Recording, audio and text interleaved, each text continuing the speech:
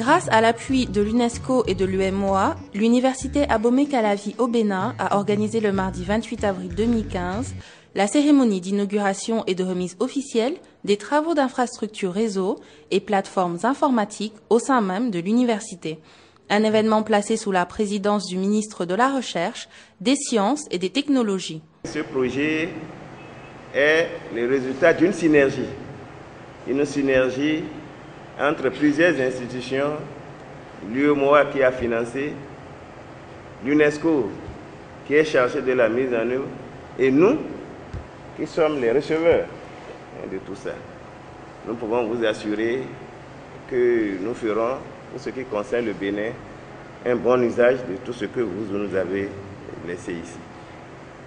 Et comme le commissaire me l'a dit à Abidjan, et je l'ai entendu dire tout à l'heure aussi, que c'est le Bénin qui est le premier pays pour recevoir toutes ces infrastructures. Donc au nom de tous ces pays, de toutes ces universités qui vont recevoir ces infrastructures et qui sont partant dans ce projet, je déclare donc lancer, au nom donc de tous ces pays, la mise en œuvre de ce projet, résultat d'une grande synergie pour l'amélioration de la qualité de l'enseignement supérieur dans notre région. L'utilisation des TIC et des innovations dans le domaine de l'enseignement supérieur est aujourd'hui devenue indispensable. Avec la réforme LMD et le nombre croissant d'étudiants à gérer dans les universités, il faut des outils adéquats pour un bon déroulement de l'année académique.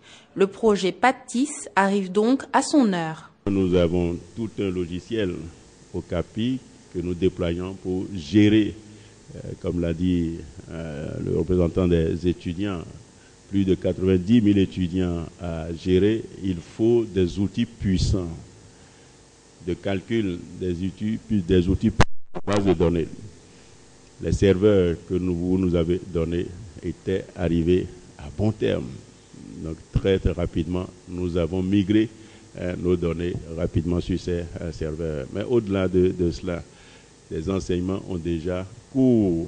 Nous dispensons déjà des enseignements dans la salle UMOA, enfin salle informatique UMOA, puisque vous avez déjà offert aussi un complexe d'amphithéâtre à l'UAC. Donc ça fait un rajout. Nous l'utilisons aussi déjà pour la formation de nos enseignants, pour leurs cours à distance. Et comme nous rentrons aussi dans les MOOCs, l'intensification de cette utilisation sera encore extrêmement accrue. Donc voilà un certain nombre de témoignages que je tenais à porter pour montrer combien ce projet vient combler des lacunes que nous vivions, des attentes, et qui nous permet d'envisager de faire mieux avec ce que vous avez offert. Je voudrais ici exprimer toute ma reconnaissance et celle du système des Nations Unies pour la confiance que l'UMOA a bien voulu placer à l'UNESCO. La mise en place de ce projet montre encore une fois l'importance du partenariat triangulaire tel que recommandé par le partenariat de Busan pour une coopération efficace au service du développement. Excellences, Monsieur le ministre d'État, Mesdames et Messieurs, nous savons que le développement économique et social passe par la disponibilité de ressources humaines de bonne qualité.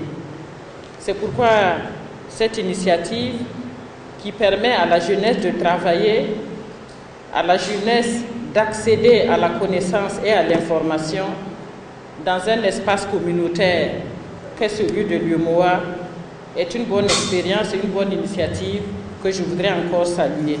Je crois qu'avec cet outil et ce qui sera mis en place, nos étudiants, nos chercheurs, le corps professoral pourront accéder à l'information à temps et en heure et améliorer bien sûr les connaissances.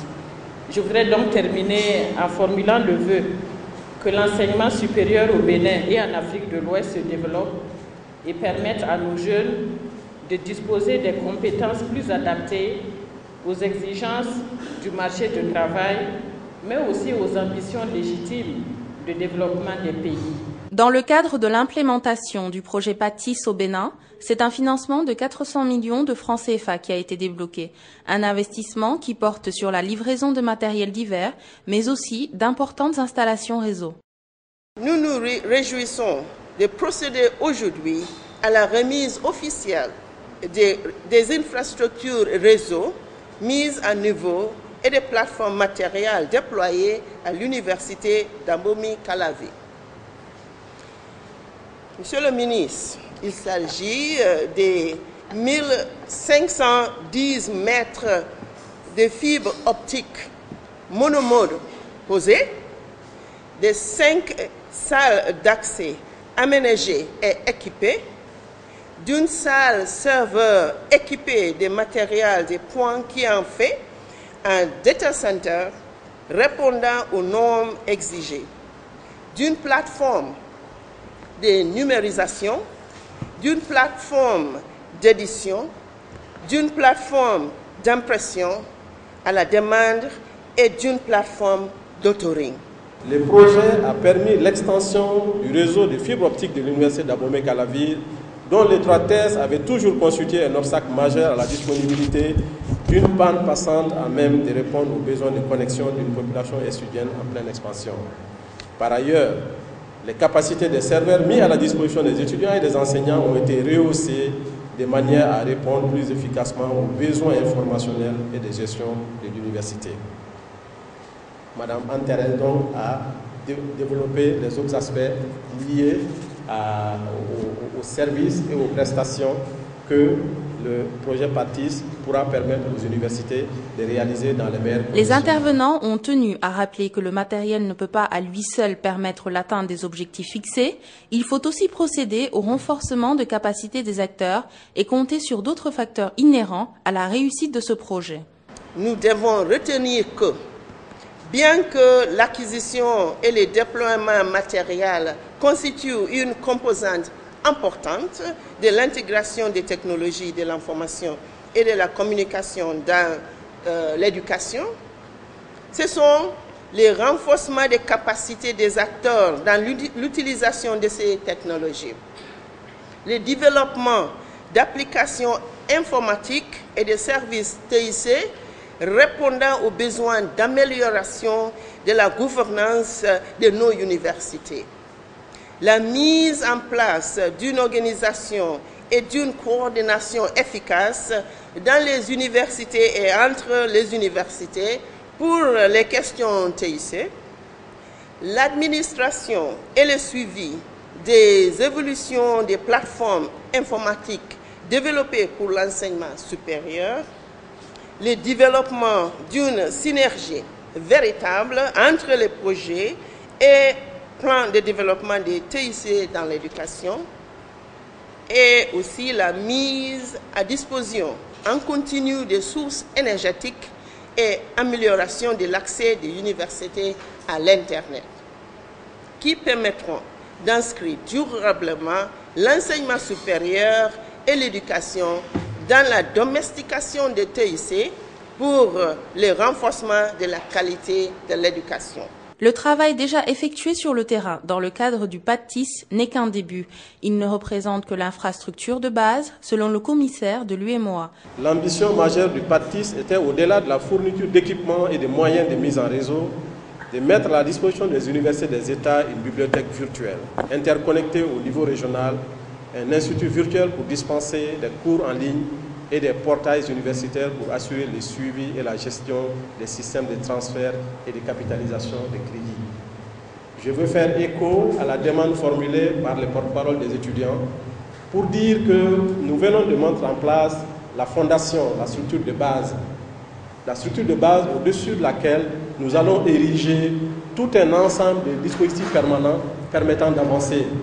Et lorsque vous avez le courage et l'audace vous-même d'engager les réformes, les autres viennent vous rejoindre.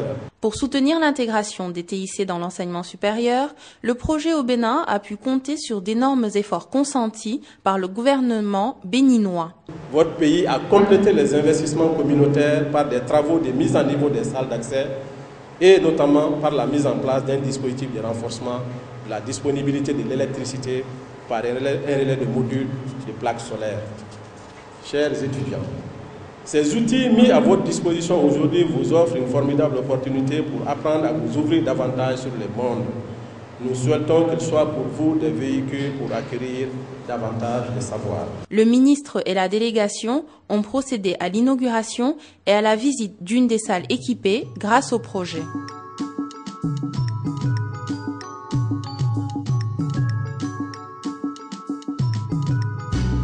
Les bénéficiaires du projet au Bénin sont conscients du fait qu'ils ont une lourde responsabilité à assumer afin d'assurer la pérennité de ce projet. Les initiateurs du PADTIS peuvent compter sur l'engagement pris par les différentes parties prenantes au Bénin pour améliorer la qualité des formations dispensées et assurer un bon suivi du matériel et des infrastructures.